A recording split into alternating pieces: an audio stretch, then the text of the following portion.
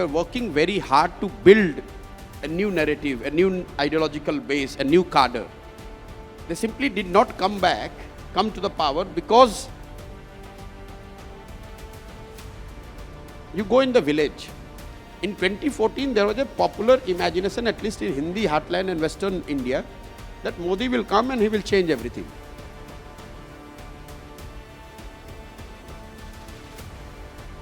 What did Gandhi do? How did he handle this Hindutva thing? Gandhi was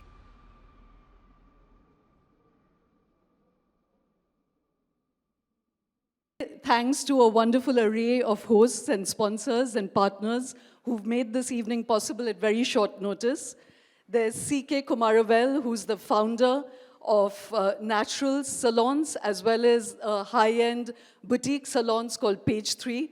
So, thank you to him.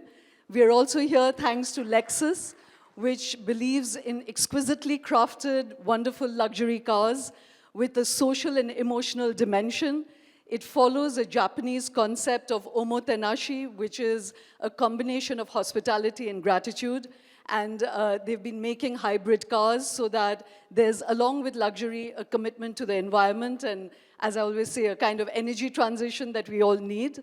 And there's Brand Avatar, Hema's wonderful team, Ravi and Preksha, who've helped put this together.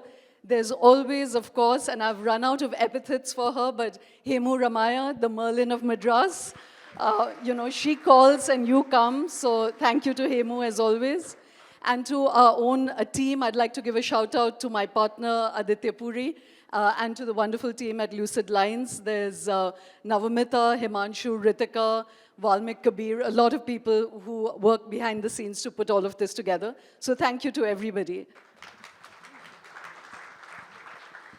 BJD is winning. Let them hold this ground, whatever they are holding. You club it together and you are 300.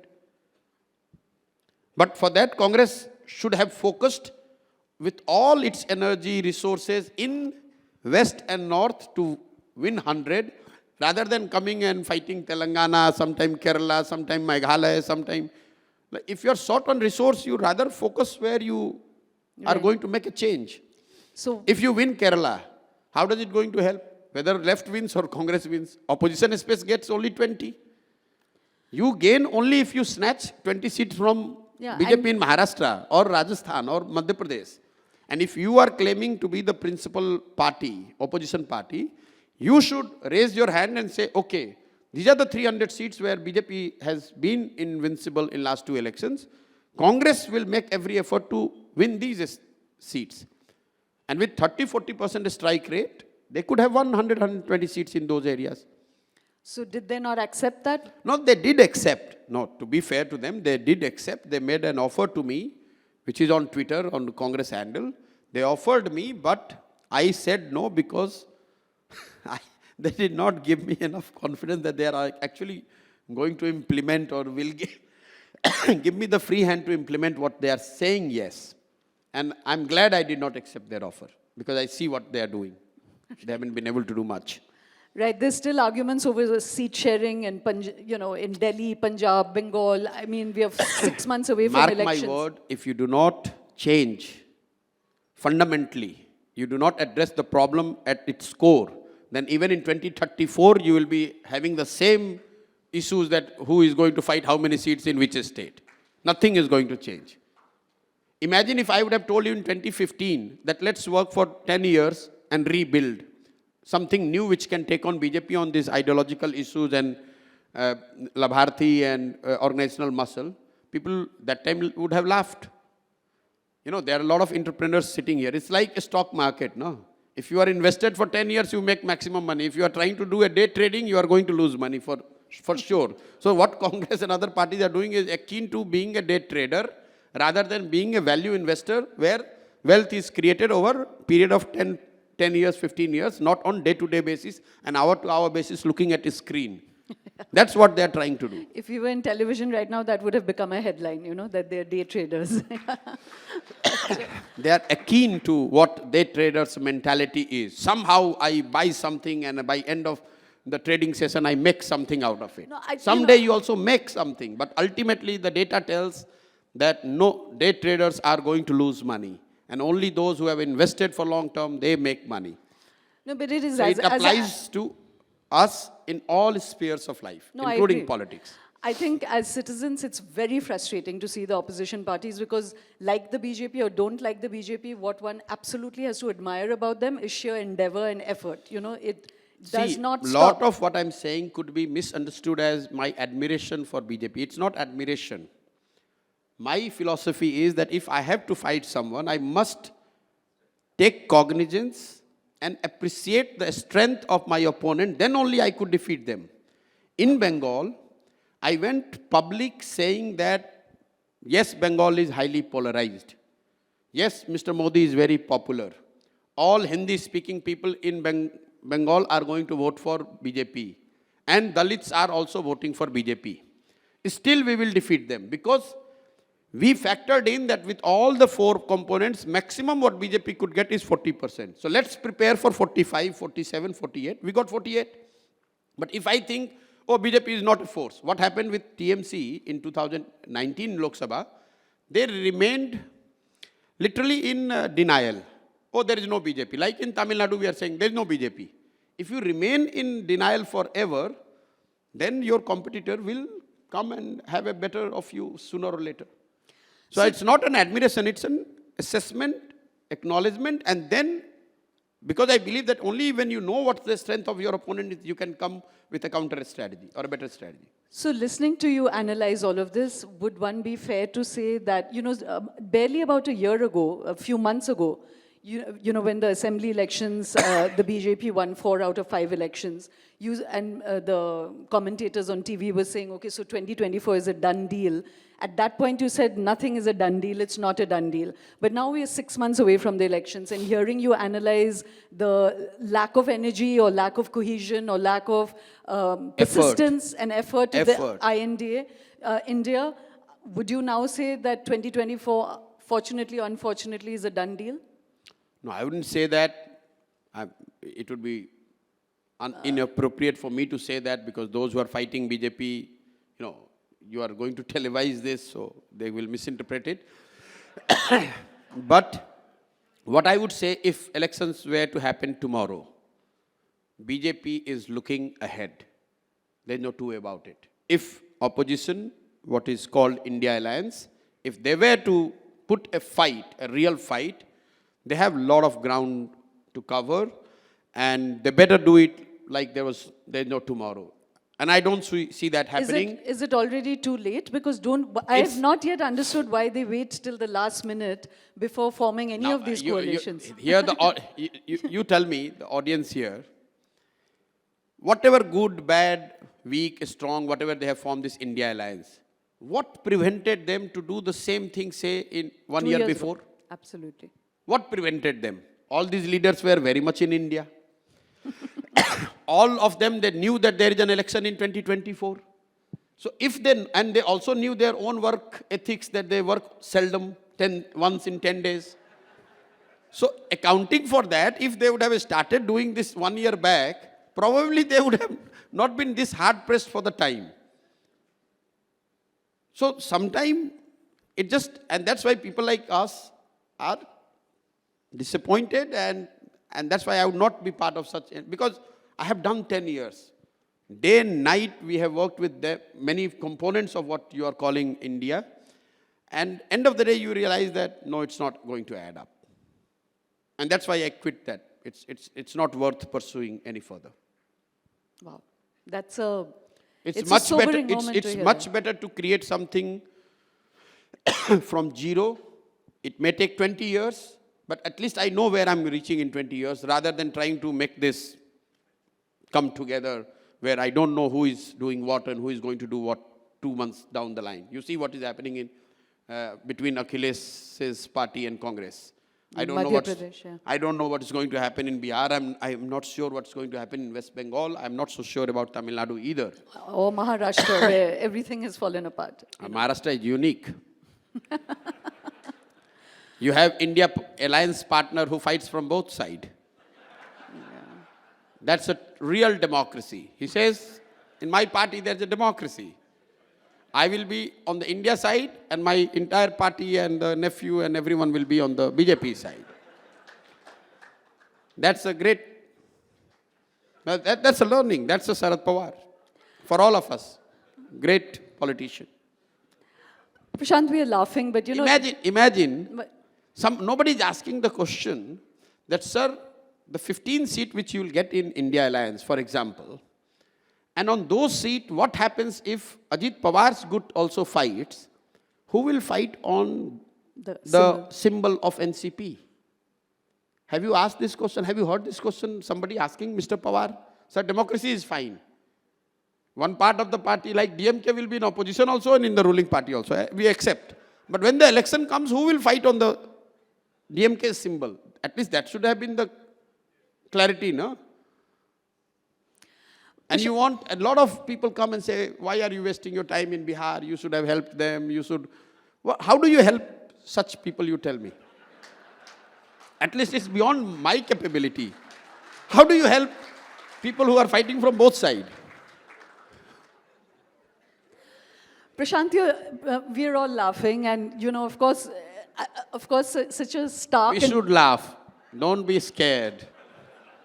India is, and I must say this with all the understanding I have, whatever we talk, there could be moments when we feel depressed. There are moments when we feel, oh, there's no tomorrow. But India's resilience and the people's might is far too stronger to be overruled by any individual or any party. Make no mistake about it. Make no mistake about it.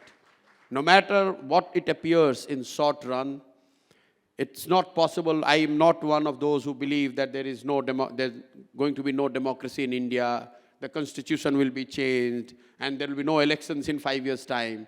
No, I don't see India as a China. It's not happening. We are too argumentative. We are not going to let it go. We love our poverty, but we can live with our poverty, but we cannot give up on our freedom to fight. Some of the most poorest states are democratically most vibrant. Yeah. Actually, go and acquire land in Bengal, then you will see what I'm meaning. Go and acquire land in Bihar, you will show them the best life. That give me the land, I will put a factory, you will get a job. He said, no, I'm not giving you. Right. So, you know, in this whole, the way this conversation is constructed, it just automatically means that the BJP is to be fought. And there may be many who do not want to fight the BJP. So I just want to make that, I want to acknowledge that there may be many who keep a lot of faith with the BJP. And we are more talking about the mechanics of democracy. See, there is no harm in having a strong BJP, so long we have a strong opposition as well. A country as big as India, we need competition in ideologies, the thoughts, the leaders, the political dispensation. One single rule party of Congress over 40 years post-independence has not given us a stellar result. The world tells us that the country's progress is best when you have democracy alive and kicking. So there is nothing to be overly worried that BJP is very strong, they are winning, this, that. Today, 16 states of India are not ruled by BJP. At the height of its might, Congress used to have close to 3,000 MLAs, just for your audience's understanding. In India, we have roughly about 4,106 assembly constituencies. So at the peak, Congress used to win close to 3,000 assembly constituencies. At its peak, which was 2 years back, BJP had roughly about 1,700 MLAs. So vast majority is India is still not run over as many people are trying to project. No, not yet. So, you know, just talking about this resistance in terms of needing strong opposition, M.K. Stalin had used this phrase that India is a union of states. And in 2019, if you looked at the map, the BJP had lost many of the states. And even right now, you know, it's just lost Karnataka, and there are 5 more elections coming up right now. Do you think that at least in the next 5 or 10 years, if indeed the national elections are not so easy to win, that democracy may lie in the state elections, you know, that as more states belong to different governments, different parties, that, you know, that multiple voice of India will be kept intact, and maybe that's where democracy lies. Absolutely. It's not only about democracy. I told you that this country is too diverse. And even you go to the rural part of India, ask, why did you vote in assembly election to a regional party? You know what they say in Hindi, I'll say, and then we can paraphrase in English. भैया सब एक ही आदमी को control नहीं देना है. People are wise enough that we cannot give all control to one party. They love Modi, but they still vote Mamata Banerjee in West Bengal. They love Modi in Bihar, but they would still vote somebody else in Karnataka or Bihar. So people are wise. They may not appear as articulate and sharp as some of us might appear because of our education. But in terms of their understanding and electoral conduct, the data suggests that people are very wise. So Prashant, I want to come back to where we began. We'll, you know, move again. But surprisingly, and a lot of TV commentators have said this, political parties say it, they see you as a BJP mole sometimes, you know, which to me is surprising. And I want you to actually articulate that yourself. But you've also said very interestingly in an interview with Shekhar Gupta that you regret giving your energy to helping Mr. Modi, Jagan Reddy, and Nitish Kumar come to power. I'm not saying you made them come to power, but you contributed to them. So why do you regret those particular three? Shekhar Gupta, I asked only about Mr. Modi. So the statement I made about Jagan Mohan Reddy and Nitish and all was in a public conversation in the Jan Suraj, where I said, people asked this question that why you were helping them last 10 years, you should have come earlier to Bihar. So in that context, I say that when I look back, what I was doing, not for the good or bad of the person or the party who I helped, I think with my own energy or whatever little understanding, intelligence I have, I should have put that for the work which I am doing now, then trying to help these political parties.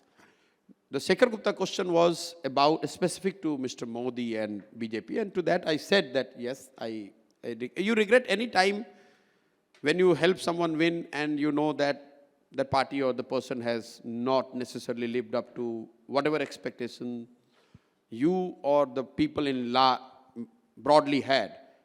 I could be wrong, but this is what I thought. And that's so what I said. What did you think in 2014? Why did you put so much energy? What was it about Mr. Modi you believed in 2014, which has not lived out today in 2024, when he personally has massive popular rating elsewhere? So clearly he's lived up to other people's expectations. Yes, so I bow down to the wisdom of people, and I accept that my personal.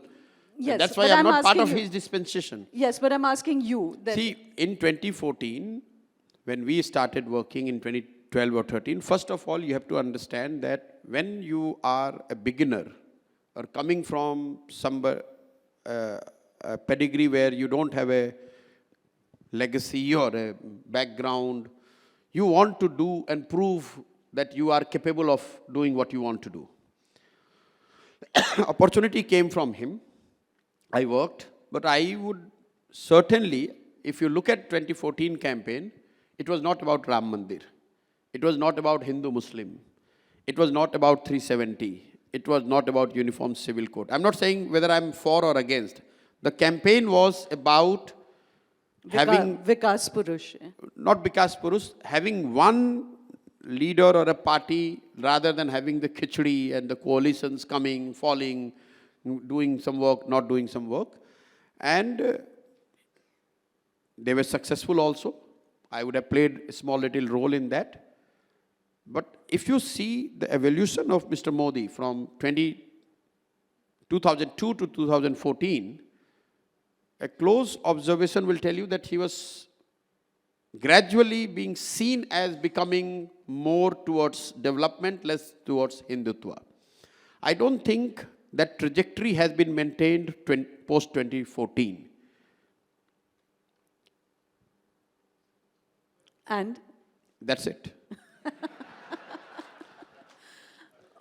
So you the trajectory of evolution where the divisive nature or character that was portrayed rightly or wrongly in 2002, that somewhere people like us would have believed that will continue to evolve in the same direction.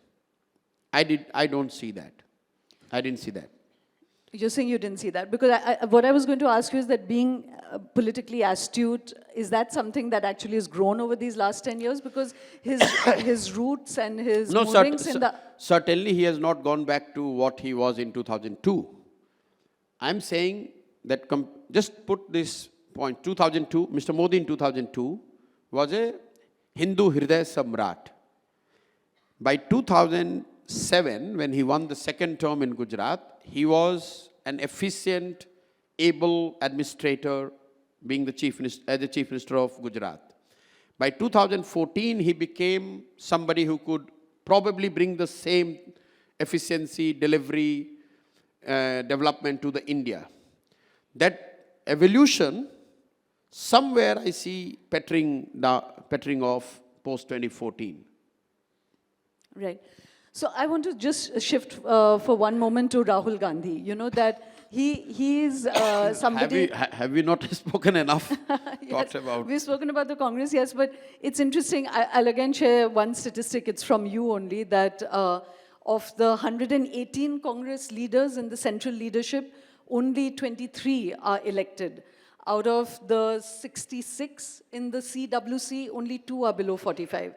Now they have revamped CWC. This was the data when the CWC was there in 2 years yes. back. Yes. And this statistic really shocked me, which is that at the block panchayat and at the district panchayat, it's a statistic you have put out, which is that 76% of people holding Congress positions are either second or third generation holders of those posts, you know. So clearly the hunger is really not there. But if you work with Congress party, the typical introduction, with all due respect to the Congress workers, we are all by heart, family, we all come from Congress followers, if not the Congress party family. The typical Congress leader introduces himself or herself like, my grandfather was associated with Jawaharlal Nehru. My father looked this picture when Indira Ji was having this problem, then my father did this. Then, I went to Cambridge, and you read it and you hear and say, this is the guy who can change the world. Look at his pedigree. His grandfather was freedom fighter. His father was twice minister. He has gone to the best schools. He's now cut out to do the grassroots work. And still that guy, when he goes to election, he gets less than 2,000 votes.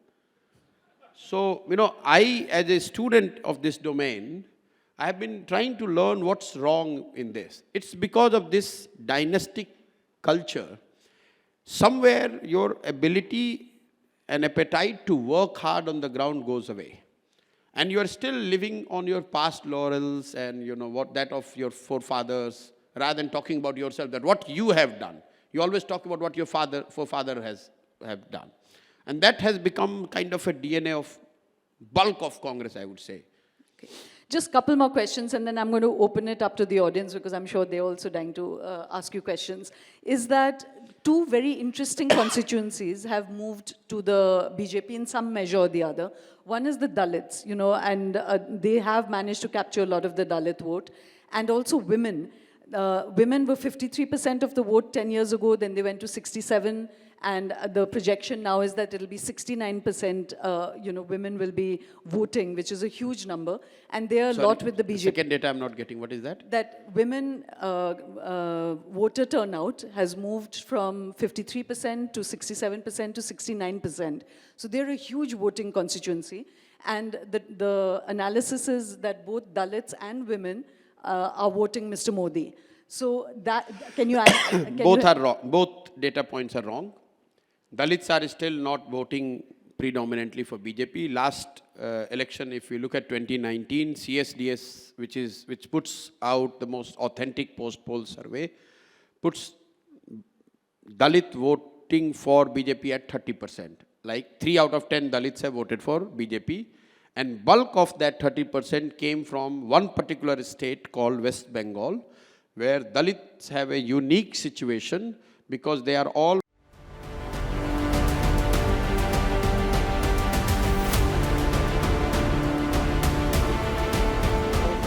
shifting of women due to marriage. When they get married, they go to another place, they may or may not get registered as a voter. So in terms of absolute number,